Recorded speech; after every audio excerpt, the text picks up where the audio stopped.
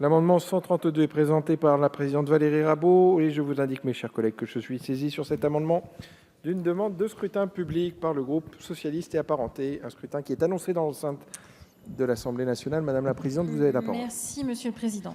Alors, j'ai déjà eu l'occasion d'aborder brièvement lors de la discussion générale cet amendement. Le gouvernement a choisi d'annuler 50 millions d'euros au sein du programme Service public de l'énergie.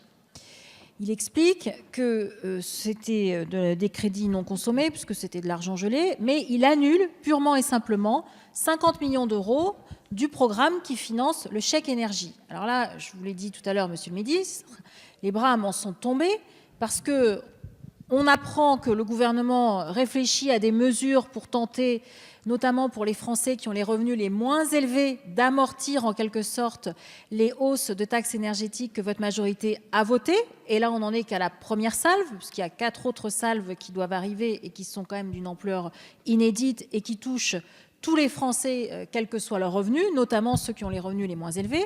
Donc, vous avez un seul outil aujourd'hui à votre disposition, qui est le chèque énergie.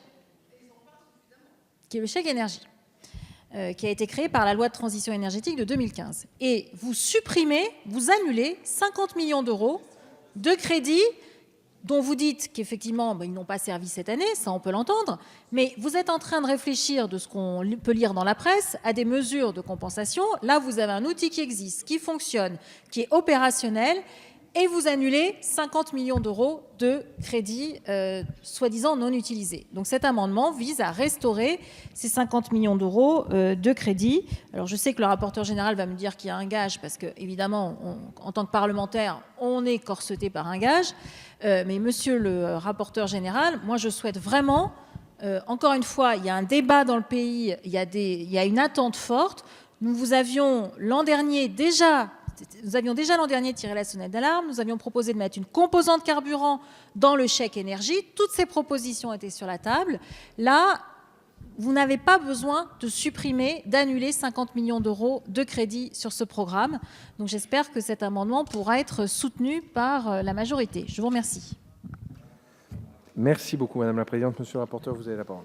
Oui, merci Président. Oui, Madame la Présidente, le chèque énergie, c'est un dispositif qui a remplacé, comme tout le monde sait, les tarifs sociaux de l'énergie qui existaient préalablement. La dépense a été évaluée à 581 millions d'euros dans la loi de finances initiale. Sur l'exercice 2018, les annulations de crédits du programme portent sur des crédits qui sont mis en réserve et les crédits mis en réserve ne relèvent pas du chèque énergie. Ces crédits étaient indisponibles et vous le savez très bien, puisque revenir sur l'annulation de crédits ne permettrait pas une rallonge pour le chèque énergie et vous le savez très bien. Par contre, je peux vous rassurer sur l'avenir, puisque sur l'avenir, si on regarde les chiffres qui sont ceux du PLF 2019, la dépense sera en forte hausse au titre du chèque énergie, avec 711 millions d'euros au lieu de 581. Avis défavorable, sans parler du gage dont je n'ai pas parlé. Merci, monsieur le rapporteur. Monsieur le ministre. Oui, je pense que Madame Rabault, si elle me le permet, fait une légère confusion, mais je peux comprendre qu'il faille préciser. Comment ça fonctionne le chèque énergie? Effectivement, créé en 2015, c'était une expérimentation. Et c'est en 2017 que nous l'avons généralisé. C'est ce gouvernement-ci qui a généralisé la mesure qui avait été inventée par le gouvernement précédent et qui a transformé les tarifs sociaux, notamment de l'électricité, en chèques envoyés directement aux contribuables qui ne payent pas d'impôts. Et si vous me permettez cette expression, si jamais il y avait des économies faites sur la prime sur le chèque énergie, vous l'auriez déjà vu, puisque l'ASP envoie au mois d'avril aux contribuables concernés, automatiquement, de mémoire 4 millions de contribuables, ce chèque. Bon. Qu'est-ce qui se passe? Il se trouve que ce chèque connaît quelques petites difficultés, mais comme toute invention un peu technocratique, il faut bien le dire, c'est que ce n'est pas un vrai chèque. C'est que ce n'est pas un chèque que les gens encaissent sur leur compte en banque. C'est un chèque qui est envoyé à ces contribuables, avec le numéro qui est sur ce chèque. Vous allez notamment voir votre marchand de fioul, marchand de bois, ou celui qui vous a vendu votre électricité, notamment Enedis, et vous rentrez ce numéro de chèque. Et il se trouve que pour plein de raisons, soit parce que la personne est décédée, soit parce que la personne a perdu ce papier, soit parce que la personne a cru que c'était une publicité, soit parce qu'ils n'ont pas compris comment ça fonctionnait, notamment, et c'est tout à fait normal, notamment lorsque les gens ont le plus de difficultés sociales, il y a un taux de non-recours, Madame la députée, qui s'élève aujourd'hui autour de 14%. qui correspond à ces 50 millions d'euros-là. Et donc, il n'y a pas d'économie faite sur le chèque énergie qui est envoyé en avril. Alors, là où la chose est intéressante, et votre question, je me la suis posée, Madame la députée, parce que soit il y avait effectivement de la récupération faite pour pouvoir financer autre chose, qui n'était pas l'esprit du chèque énergie, soit effectivement nous avions mal calibré, ce qui est quand même un peu étonnant, avouons-le, en général à la hausse, ce genre de dispositif. Et donc parmi les propositions que j'ai pu faire personnellement au Premier ministre avec François de Rugy, c'était une forme de simplification de ce chèque énergie qui permettait notamment à des personnes qui le touchent, qui le reçoivent, d'effectivement l'utiliser. Et ça compte effectivement pour peu de personnes, mais enfin, 10 à 14%, c'est quand même un montant important, il faut bien le dire. Et donc, dans les propositions que va faire sans doute le Premier ministre dans les jours qui viennent, il y aura peut-être une possibilité de voir une simplification de ce chèque énergie. D'ailleurs, nous remontons plus d'argent l'année prochaine, vous l'avez voté en PLF notamment pour passer de 150 à 200 €, et aussi des mesures qui sont de simplification. Sur mon bureau de ministre des Comptes publics, il y a depuis désormais 3 semaines un décret de 17 pages, Madame la Présidente, qui vise à simplifier le chèque énergie. Avouez que pour simplifier un chèque énergie 17 pages, je me suis dit qu'il y avait peut-être un petit loup. Et donc j'ai refusé de signer ce décret pour l'instant. Et nous travaillons à cette simplification, ce qui n'est pas évident. Pourquoi ? Pourquoi ce n'est pas évident ? D'abord parce que l'ASP a beaucoup de travail et c'est un petit peu compliqué. Et les données fiscales que nous envoyons, et pour avoir les données fiscales qui nous permettent d'envoyer ce chèque énergie, encore faut-il qu'on ait les données de l'année en cours. Et pour pas qu'il y ait de décalage entre les gens qui bénéficient, si j'ose dire, du non-paiement de l'impôt sur le revenu et des gens qui bénéficient de ces tarifs qu'on appelle désormais un chèque énergie, il peut y avoir un décalage d'1 an. Deuxièmement, Madame la députée, ce qui me paraît compliqué, c'est qu'on ne peut pas non plus monétiser totalement ce chèque. Enfin, on pourrait toujours avoir ces discussions, mais encaisser sur un compte en banque le chèque énergie sans lien avec l'énergie, et donc avec la transition, au début pourrait nous paraître quelque chose d'évident, mais dans quelques années apparaîtra le fait que ce soit un minimum, une prestation sociale déconnectée de pourquoi il a été inventé, notamment dans la loi 2015, c'est-à-dire en lien, et là avec la transition soit sociale, c'est le cas des tarifs sociaux d'électricité, soit du fait de l'augmentation des prix de la taxation carbone, type le fuel, et notamment dans les campagnes, ça peut être l'occasion d'un paiement très cher de ce fuel. Donc la monétisation et l'encaissement d'un chèque sur un compte en banque n'est pas forcément la meilleure des solutions techniques que l'on pourrait apporter, même si elle a un avantage de rapidité. Donc je crois que nous avons bien compris la question que vous posez. Ce n'est en aucun cas une économie qui est faite, c'est une économie de constatation. Ben non, Madame la députée, vu qu'il est en plus décalé d'1 an, c'est chaque année au mois d'avril, c'est une question qui se pose. Vous avez vu que les crédits avaient très largement augmenté de ce PLF-ci au PLF de l'année prochaine. Et s'il y a quelque chose à regretter, c'est que les dernières, nous n'ayons pas vu, et vous-même n'avez peut-être pas vu lorsque vous étiez rapporteur général du budget en 2016, la légère technocratisation pour une partie de la population qui était un peu éloignée de ces documents administratifs. Nous allons y remédier dès l'année prochaine. Merci, Monsieur le Ministre. Madame la Présidente, vous avez la parole. Merci, Monsieur le Président.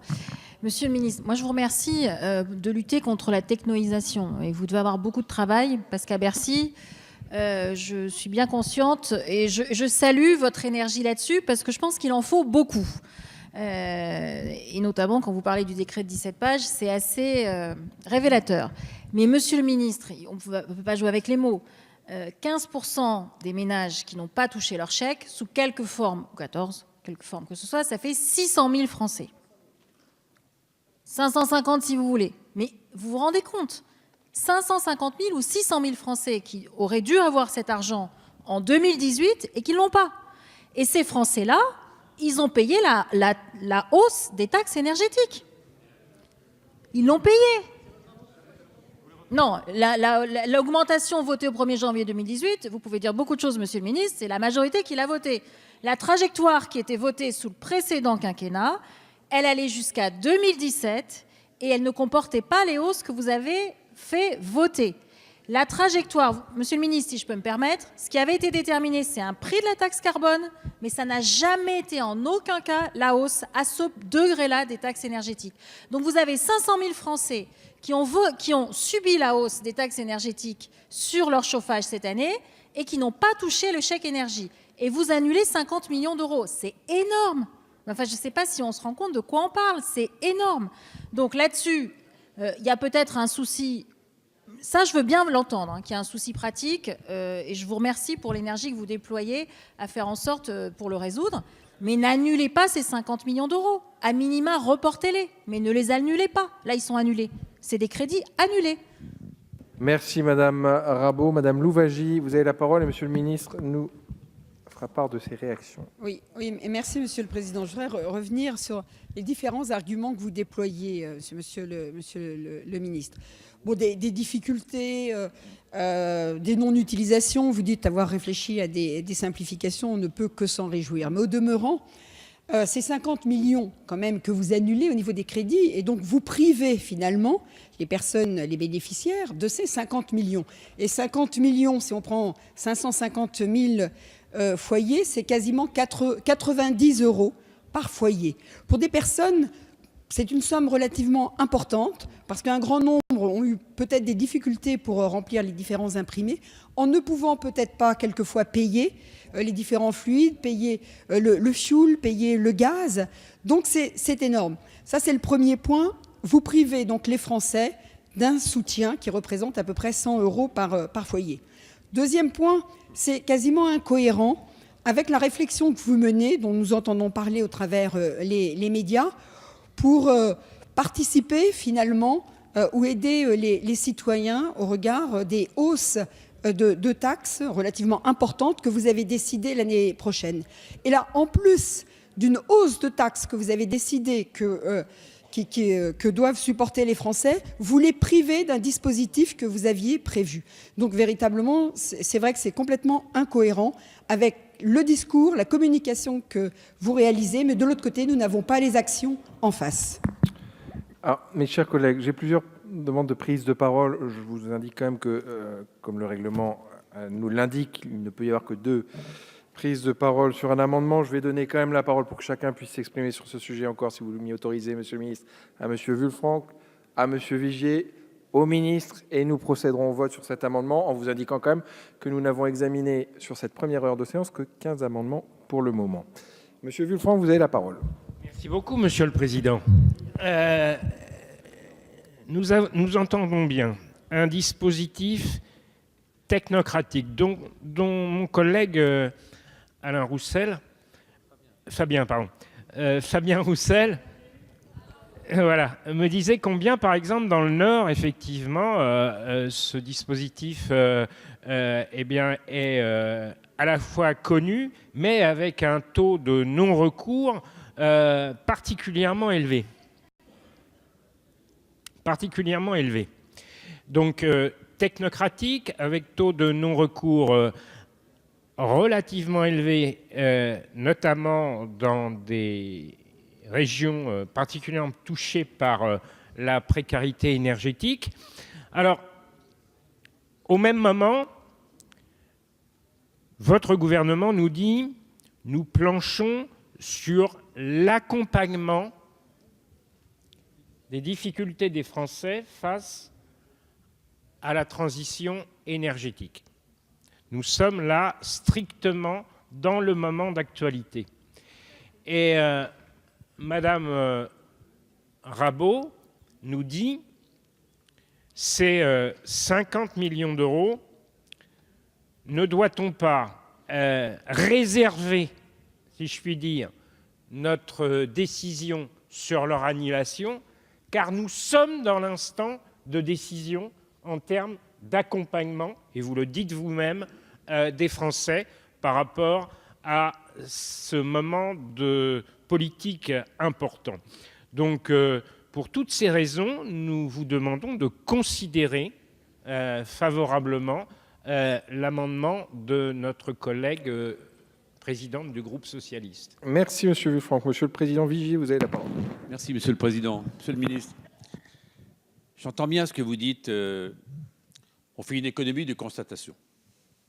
Et moi également, je voudrais soutenir l'amendement de Valérie Rabault et soutenir votre engagement pour lutter contre la technologisation ou tous ces processus hyper compliqués qui font qu'il y a des gens qui se détournent de dispositifs qui sont là pour les accompagner, comme le disait le collègue Vulfranc. Mais quel mauvais signal on donne? Puisque si j'ai bien compris, dans les mesures sur lesquelles vous êtes en train de travailler, j'ai cru comprendre que le Premier ministre s'exprimerait mercredi ou jeudi pour dire quelles étaient les décisions qui seraient prises, avant naturellement la fameuse manifestation. Imaginez quand même le mauvais signal qu'on fait passer à des gens qui ont du mal à se chauffer parce que le coût a augmenté considérablement, Il y avait ce dispositif sous-consommé, il faut dire les choses, parce que trop compliqué. Mais comment voulez-vous qu'ils comprennent que d'un côté, on enlève 50 millions d'euros, quand on regarde la somme par rapport au budget, me semble-t-il, et en particulier au coût énergétique en général, quel mauvais signal politique on fait passer, sachant que vous allez probablement à la fois le simplifier, vous venez de le dire, et dont acte, mais probablement que vous l'élargirez parce que c'est un des deux pieds des surcoûts pour les ménages. Certes, il y a l'essence, le gazole, mais il y a aussi, comme vous le savez très bien, l'énergie de chauffage. Monsieur le ministre, vraiment, ça me rappelle des dossiers que j'ai eu à conduire en tant que maire sur les aides ANA, et vous l'avez fait, et vous également. Vous savez, tellement c'est compliqué, tellement il y a des décalages. Ne faites pas cela, je ne crois pas que ce soit un bon signal qu'on fasse passer à ces gens qui attendent cette somme-là. Il y a 500 000 Français concernés, ne les oublions pas. Merci, Monsieur le Président Vigier. Monsieur le Ministre, vous avez la parole. Merci, Monsieur le Président. Je vais aller rapidement parce que je crois qu'il y a des moments où on ne se comprend pas tellement bien. Madame Boulavagie me dit qu'ils ne savent pas remplir les imprimés. Madame Boulavagie ne remplissent pas d'imprimés sur le chèque énergie. Donc, non, mais parce que je veux bien qu'on parle de sujets pour évoquer, pour dire que le gouvernement serait par nature méchant et puis que l'opposition serait par nature gentille. Regardons comment ça fonctionne le chèque énergie. Ils ne remplissent pas d'imprimer. C'est pas comme ça que ça fonctionne. On l'envoie automatiquement. On doit dire à Mme Rabault que pour le coup, Bercy n'est pas exempt de critique de technocratisation, mais là, en l'occurrence, ce n'est pas la responsabilité de Bercy. Même si je peux constater avec vous, et en toute simplicité, nous avons tous participé à des majorités, soit en tant que ministre, soit en tant que parlementaire intéressé à l'histoire. Le taux de non-recours des prestations sociales, c'est 30% pour la prime d'activité, et c'est parfois quasiment autant pour le RSA. Et donc il est facile. On pourrait aussi avoir beaucoup la main sur le cœur pour dire que vous n'avez pas versé tout un tas de versements à des gens qui le demandaient au moment où vous étiez en responsabilité. Je pense que ce n'est pas une bonne politique que de le faire aujourd'hui. Et puis alors, quand on reporte de 50 millions, excusez-moi de dire que c'est très étonnant que vous ne vous ayez pas félicité pour dire que l'année prochaine, c'est pas un rapport de 50 millions qu'on fait, c'est une augmentation de 200 millions d'euros des crédits. Donc je crois que c'est un mauvais procès qui est fait au gouvernement. Bien au contraire, nous apportons des solutions pour les simplifier. Nous vous disons, Madame la députée, que votre analyse n'est pas la bonne. Ce n'est pas une économie qui est faite sur le dos de ces personnes qui devront bénéficier. Bien au contraire, grâce à nous, ils pourront tous en bénéficier. Merci, Monsieur le Ministre. Nous allons maintenant procéder au scrutin. Je mets aux voix l'amendement 132 qui fait l'objet d'un scrutin public. Chacun a eu le temps de regagner sa place. Le scrutin est ouvert. Le scrutin est clos. Voici le résultat du scrutin. Votant 64, exprimé 61. La majorité est à 31 pour, 18 contre 43. Il n'est pas adopté. Nous passons à l'examen du